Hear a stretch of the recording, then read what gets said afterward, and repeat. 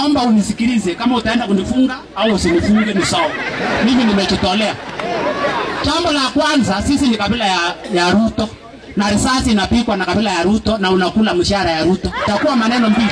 Tuende au tuanze kuua polisi. Kwa taarifa kwangu, usichukue ya mtu mwingine. Naomba unisikilize kwa makini. Nielewe kwa makini. Wewe unasimamiwa polisi Kenya mzima. Alafu polisi ameua watu. Nimekuhesabia ya kwanza huko nani ya pili. Alafu jana 6 imekuwa. Ni polisi ina uniform kama ya kwako. Ana G3, ana AK, anapiga mtu risasi, anaungana na DC. Sasa hii kabila, kwa sababu Ruto ni kabila ndio umetoa askari akuja tuue. Chakua hiyo upaki polisi sika hiyo ambaye ameua watu. Ukitaka kuishi amani, chukua hii watu uchukue. Alafu la pili, narudi sikia mnakuja hapa mnasema nyinyi ni serikali. Kama sio sisi, nyinyi mnakuwa serikali ya nani?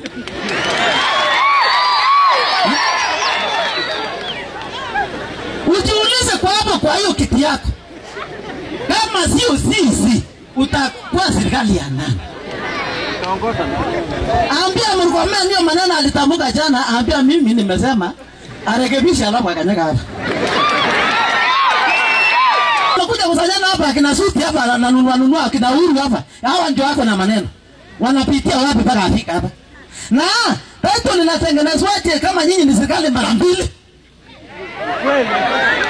Inatengenezwa ya kwanza alafu unaanganisha ingine ya pili. Sasa ni sisi au ni nyinyi? So tumekuja hapa kama IPOA wakisha wananchi pia kwamba IPOA inachunguza hiyo mambo ya jana, na already tuko na teams mbili. Kuna team ya rapid response kutoka Nairobi, na team nyingine yetu kutoka Nakuru kuja kusaidiana na wa Nairobi kuchunguza hayo mambo. Hiyo teams iko na watu wa ballistics, kuna watu wa forensic science, kuna watu wa economic investigator. So tuko hapa kusaidiana kwa hiyo mambo. Pia kusema pole kwa familia wale walipoteza wapendwa wao, na pia kwa wale polisi walioumizwa kwa hiyo mambo. Kitu tunafanya, tunaomba kama IPOA kwamba tupewe nafasi ya kuchunguza hiyo mambo, na wananchi pia watulie, wapatie investigators nafasi ya kufanya uchunguzi. And then mambo mingi ilikuja ikafanyika hapo katikati. Nikakutanisha wazee, nikakaa na wazee. We tried to find a solution between the Moyoi and the Angata. And we almost came to an agreement. Then all of a sudden, tukaambiwa consent imetolewa, watu waende wakubaliane hapa chini. Na wakati watu wanangojea kukubaliana mpaka inapitia wapi, then some people wanakuja wanapitisha mpaka hapa. Then we also appealed the consent yenye ilikuwa imetolewa. Na kotini mwenye aisa kunasimamia wakatoa court order ya status quo kwamba hiyo shamba ikae venye iko.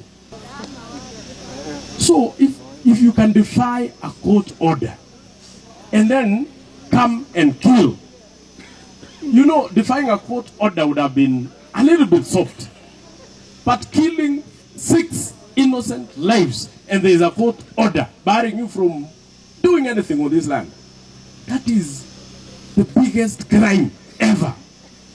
Na mimi nilikuwa nimesema, I don't know kama watu watakubali, nilikuwa nimesema we IG sijui hatukuandaa kukuona, lakini tumekuona.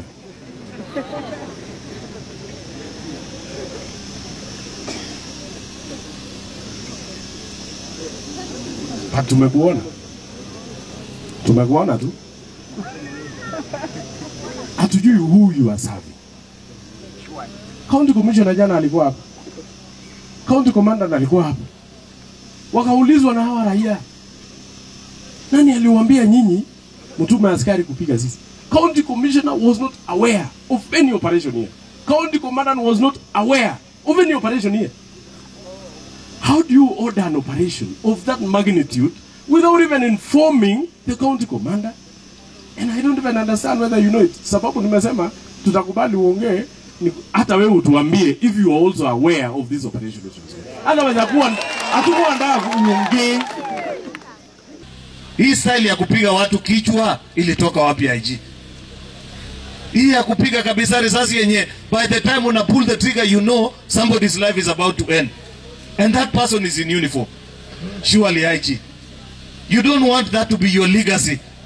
You don't want that to be the thing that your children will remember after you have left office, that you are a commander of a killer squad. IG, don't leave this place without taking action kwa wale officers ambao umeambiwa. This year, I mean, hakuna kazi yako hapa. Kazi yako wananchi wameshafanya. They have already investigated na wamekuambia ni kina nani. Wanajulikana, majina yao inajulikana. Kazi yako ni rahisi sana. Shika, weka jela, wapelekwe kotini, wafungwe maisha. Honestly, look at even the kind of things people are having to say. I'm sure even you are at pains to know that you are the man charged with providing security in our country, but now because of these errant officers, wanakuchafulia jina, wanachafulia serikali jina, wanaharibu nchi yetu. As we sit here today, people are not happy. IG, it is my hope that when you arise to speak, utatueleza vile ni police station gani watu wanaenda kulala wakigojea kuelekea mahakamani, wafungwe na mambo yao ikwishe.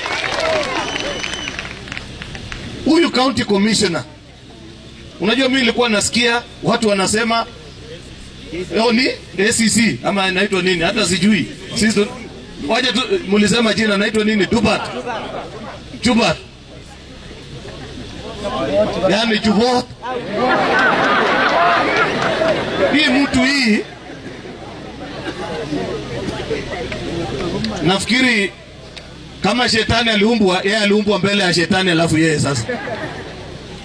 Because when you are a discipline officer, ingekuwa yeye ndiye angekuwa nakataza na kujaribu kuongelesha wananchi kuambia tafadhali tutulie tusikue na shida ile inakuwa. But umesikia testimony of all these people. Hao watu wa kufanya mkutano ati wakuja waseme. But every person that has spoken amepatiana testimony kwamba he was the one in charge and giving command of how people are going to be shot. We cannot continue to tolerate such people. Huyo mtu umesikia testimony ya every person that has spoken here. I mean, because you are the one in charge with the investigation. Every witness that has spoken here ameongea na wako tayari kuandika statement. He is the one who pulled the trigger on that 7-year-old child. Yeah. Olakira TV Ewangan Olusholema.